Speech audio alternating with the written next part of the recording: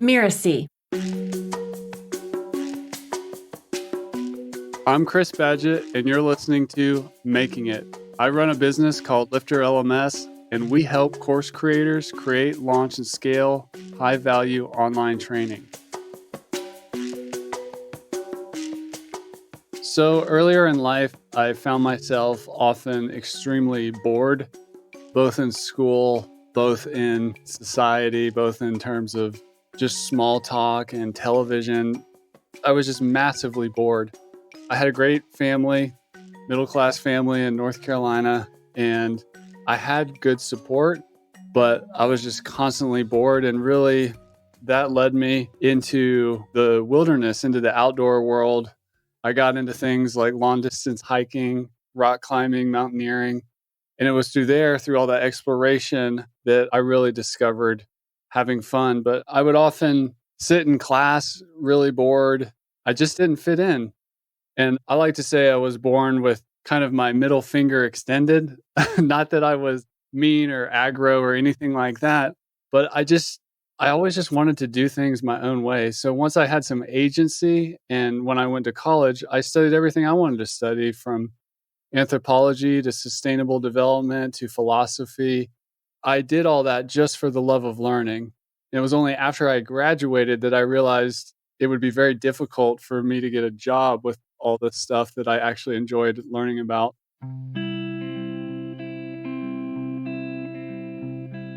After I left my university with a bachelor's degree, I moved into the back of my car, which was a SUV, and I traveled around the country. I reunited with one of my climbing partners, and we would climb all over Canada and the mountains of the United States as well. And eventually I decided that I wanted to go to grad school and become what's known as an ethnographic filmmaker, which is kind of like documentary filmmaker plus anthropology. And I applied to the only program in the country for that in Boulder. I actually just moved, which means I just drove my vehicle to Boulder, and I was camping in the mountains above Boulder, Colorado, and trying to apply to this program while also living there so I could get residency and get tuition I could afford. And what ended up happening is I actually ended up shutting down that program as I applied for it, so I didn't get in.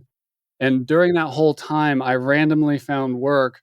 I actually, on the streets of Boulder, I ran into a woman who was moving to a town up in the mountains of Colorado called Leadville, and she offered for me to come live up there while I figured things out. And it was up in Leadville, Colorado, where I randomly fell into a job as a sled dog tour guide, having known nothing about how to do that. And then, after that season ended, I applied for a job in Alaska, which took me up there for the next almost decade. I just followed my passions with dogs in the wilderness and, became an outdoor sled dog tour guide. Ultimately ended up running that company up there as an operations manager, which is where I learned business. And, when you learn how to run a team and how to run an organization in the middle of nowhere in Alaska with no cell phones or anything like that, it really teaches you a lot of hard lessons. And after that, anything else I ever run across in business, it's that wilderness experience has given me a sense of strength. I've had many close calls with things like grizzly bears or dealing with a medical emergency in the wilderness. It's those things that put everything else into perspective with me as an entrepreneur.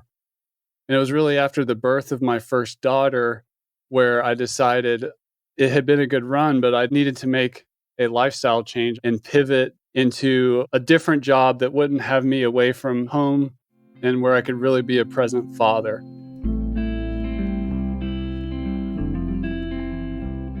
While I was in Alaska, I was able to save a lot of money because I had a well-paying job, but it's hard to spend money while you're living on a glacier. So I started doing some real estate investment with some of that capital. And, the banks always looked at me a little surprised when I'd walk in because, one, I had the down payment. Two, I was pretty young to be investing in rental property and things like that.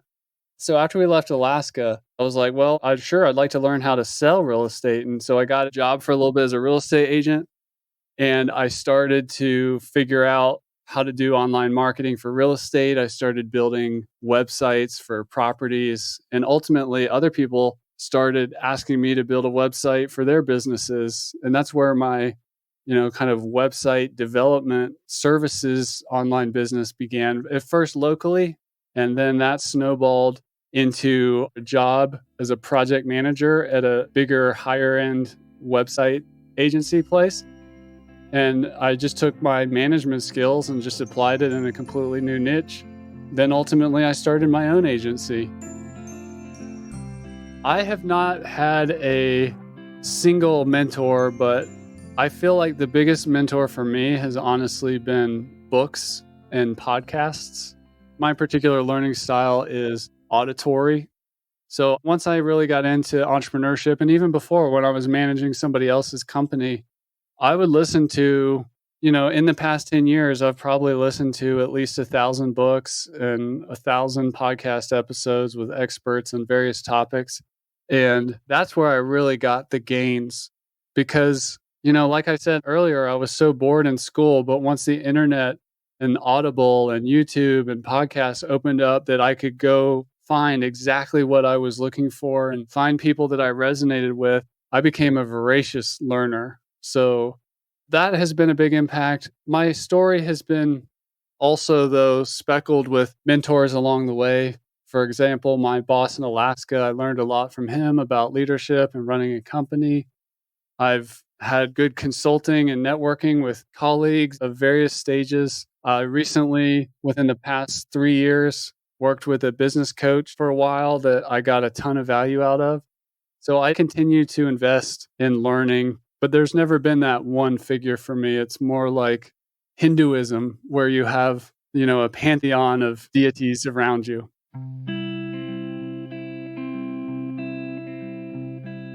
The point at which I realized I made it really depends on how I'm feeling any given day.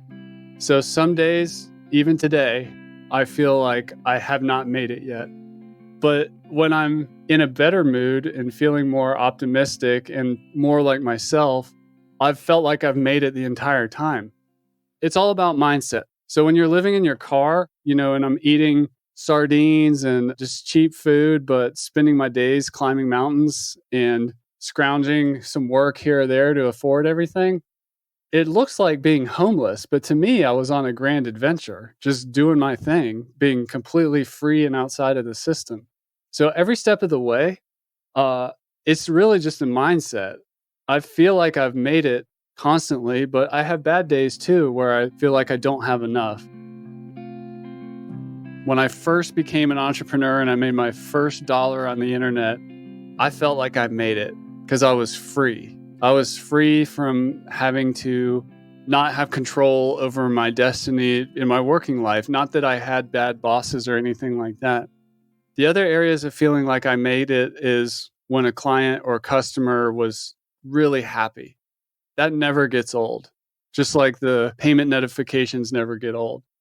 Being able to not worry about certain things like shopping at the health food store or the bill when going out to dinner or needing to get a different vehicle and everything's going to be okay. There's those levels of making it as well.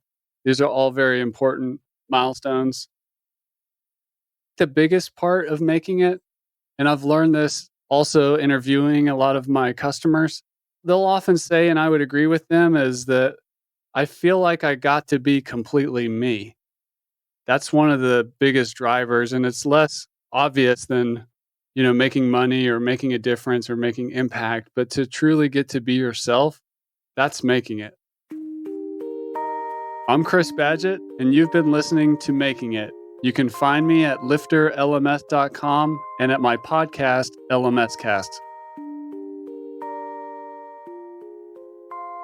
Making It is part of the Mirasee FM podcast network, which also includes such shows as Course Lab and Just Between Coaches. This episode of Making It was assembled by Jeff Govertson. Cynthia Lamb produced the episode. Danny Berman is our associate producer. Danny Inney is our executive producer. Post-production was by Post Office Sound. To catch the great episodes that are coming up on Making It, go ahead and follow us on Apple Podcasts, Spotify, or wherever you're listening right now. And if you liked this show, please leave us a starred review. It's the best way to help us get these ideas to more people. Thank you. We'll see you next time.